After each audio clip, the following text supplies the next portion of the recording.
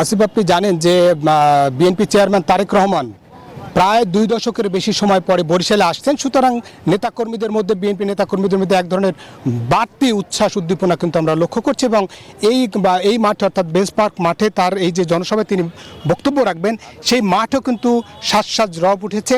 আমরা যদি যেমন সাজ রব উঠেছে বরিশালের 6টি যে জেলা, যে সেই জেলাগুলোতেও আমরা দেখছি যে প্রত্যেকটি জেলায় প্রস্তুতি কিন্তু রয়েছে এবং নেতাকর্মীরা যে উচ্ছ্বসিত। আমরা মাঠে একজন বিএনপি নেতা আমাদের কাছে আছেন, আমরা জানতে চাই কালকে তারেক রহমান আসছেন, কেমন আপনাদের উৎসব উদ্দীপনা কেমন?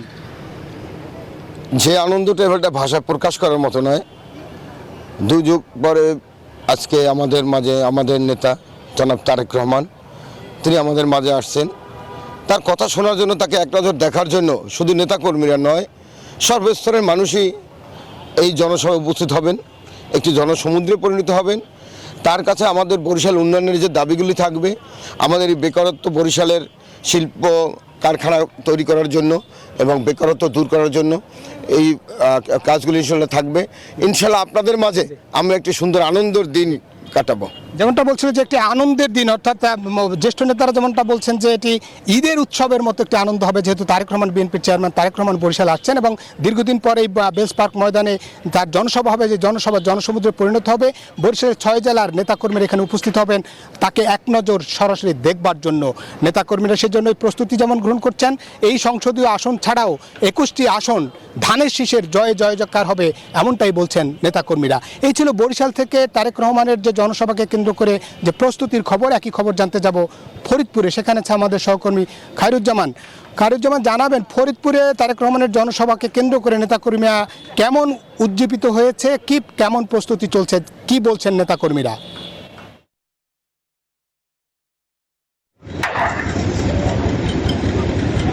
ধন্যবাদ মিরন।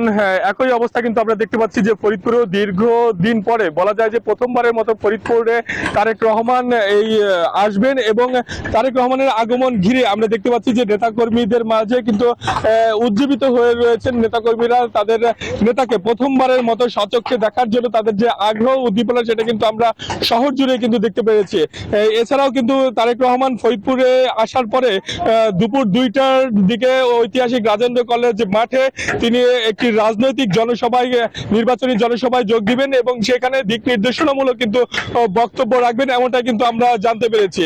তো এই জনসভায় বৃহত্তর ফরিদপুরের যেই জেলাগুলো রয়েছে সেখানে নেতাকর্মীরা আসবেন এবং তাদের প্রিয় নেতার দিক নির্দেশনামূলক যে বক্তব্য রয়েছে সেই বক্তব্যগুলো শোনার জন্য কিন্তু তারা অধীর আগ্রহে রয়েছেন। আমরা দেখতে পাচ্ছি যে এই রাজেন্দ্র কলেজ মাঠে, যেখানটাতে তারেক রহমান জনসভায় যোগ দিবেন, সেই মঞ্চ কিন্তু প্রস্তুতির কাজ চলছে।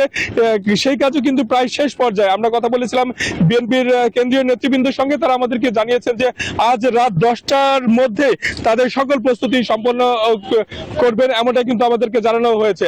আমরা কথা বলেছিলাম নেতা কর্মীদের সাথে, তারা আমাদেরকে এমনটি জানিয়েছেন যে আগামী জাতীয় সংসদ নির্বাচনকে সামনে রেখে বিএনপির চেয়ারম্যান তারেক রহমান যে দিক নির্দেশনামূলক বক্তব্য রাখবেন, সেই নির্দেশনামূলক বক্তব্য শোনার অধীর আগ্রহে কিন্তু নেতাকর্মীরা রয়েছেন।